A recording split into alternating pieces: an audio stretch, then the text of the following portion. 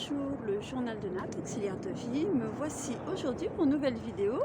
Et derrière moi, c'est joli, n'est-ce pas, la baie des Anges à Nice. Donc voilà, j'ai la chance de pouvoir venir ici, mais en même temps, j'essaie de sortir de ma zone de confort et c'est ça que je voulais vous dire. En fait, on entend beaucoup d'auxiliaires de vie se plaindre que le salaire n'est pas élevé, que les conditions de travail sont dures et c'est tout à fait légitime. C'est tout à fait légitime. On le sait très bien.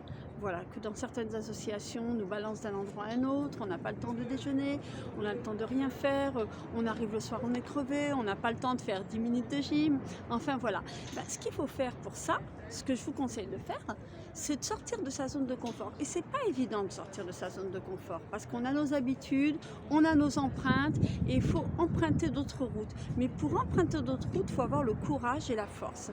Et après, ce qui en suit après, c'est la récompense. En fait, tout simplement parce que si vous en avez marre de travailler en association pour diverses raisons qu'on vient de dire, ou tout simplement parce qu'en équipe ça ne va pas non plus, enfin en équipe avec certains auxiliaires de vie, quand on fait les transferts ou qu'on a à se relayer pour le week-end et ça va pas, ou l'auxiliaire de vie raconte votre vie privée à la bénéficiaire, enfin il y a des tas de problèmes qu'il peut y avoir à travailler en association, d'accord? Moi, ce que je vous conseille, c'est sortir de votre zone de confort et travailler en CESU. Voilà. Et si vous avez peur au départ de travailler en CESU, c'est simple. Au départ, vous gardez un mi-temps d'auxiliaire de vie et le reste en CESU. Vous commencez à chercher votre clientèle. Votre clientèle, vous pouvez la trouver comment? Vous pouvez la trouver par le biais des thérapeutes, tout simplement, de bouche en oreille, les infirmières, etc. Après, une personne est contente de vous, elle le dit à une autre personne.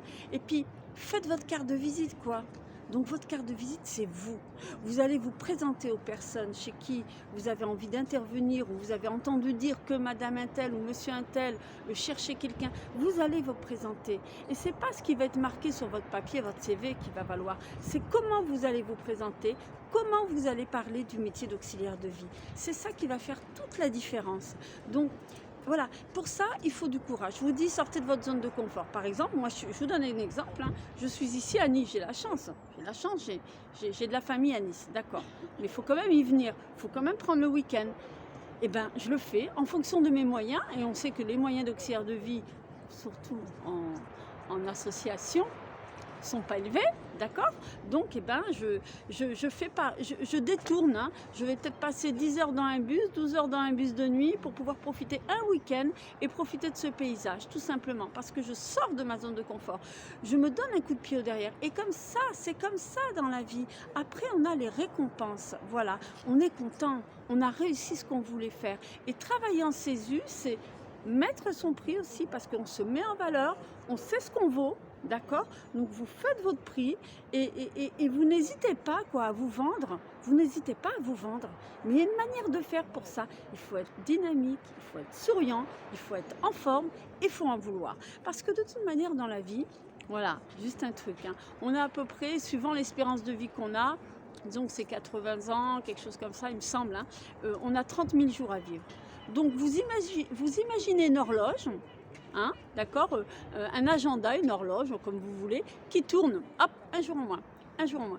Et vous vous dites, mince, ouais, je suis mortelle en fait, donc j'ai intérêt à en profiter, à faire ce que j'ai envie de faire, arrêter de râler et de dire, ouais, je suis pas bien là, je suis pas bien là, je suis pas bien là, je suis crevée, ça va pas, c'est mal payé, les auxiliaires de vie. Oui, c'est mal payé, c'est vrai, mais en CESU, c'est mieux payé. Alors en CESU, je vais vous dire un truc, personnellement, en CESU, je travaille moins et je gagne mieux. Je vous garantis. Voilà. Mais en même temps, ce qui est compliqué, c'est de se dire, oui, si on perd une personne, oui, c'est à nous de trouver. On n'a rien sans rien. C'est à nous de trouver les personnes après. Voilà. C'est à nous, il faut se bouger, tout simplement. Ou on reste dans sa zone de confort, et puis on nous donne les personnes, et puis on y va, et puis certaines ne nous plaisent pas, on râle, ouais, on a envie de changer, mais en même temps on ne le fait pas parce que c'est compliqué, il faut tout refaire. Voilà. Ou on sort de sa zone de confort, et là, on vit bien, on vit mieux, on vit apaisé, on vit moins stressé aussi, parce qu'on choisit nos personnes. D'accord? Donc on vit avec beaucoup moins de stress. On y va avec beaucoup plus d'envie au travail. Même si on l'aime, on sait que parfois certaines interventions sont dures. C'est pas pour ça qu'en CESU, c'est pas dur les interventions. On aura des cas très difficiles, mais on les choisit les personnes. Donc si c'est des personnes qui sont ingrates, méchantes, ça existe aussi à domicile. On a les gentilles personnes, mais on a aussi celles qui sont très très dures avec nous. Donc à nous de choisir, à nous d'en vouloir. Voilà. Il faut juste se donner un petit coup de pied au derrière, et puis comme ça, tout va bien. Il faut amener de l'amour en fait chez nos bénéficiaires. Voilà. Et si vous amenez de l'amour et que vous vous vendez avec amour, vous trouverez des personnes. J'en suis sûre que et vous travaillerez dans d'autres conditions, donc vous vous sentirez mieux. Donc voilà, cette petite vidéo, c'était pour vous dire, sortez de votre zone de confort, n'ayez pas peur, allez de l'avant. Voilà, tout en prenant soin de vos bénéficiaires, parce que le métier d'auxiliaire de vie, c'est un métier d'avenir, c'est vraiment le métier du futur. Et moi, j'aimerais motiver les jeunes. J'ai eu quelques messages qui me disaient que oui, en vous entendant, j'ai envie de faire ce métier. Oui, parce que, en fait, quand on travaille avec l'humain, je disais, c'est le plus beau métier du monde parce qu'on travaille avec l'humain, quoi. On lui amène du bien-être, du bonheur, on l'accompagne en fin de vie, on l'aide à aller mieux, on le stimule. C'est ça notre travail d'auxiliaire de vie.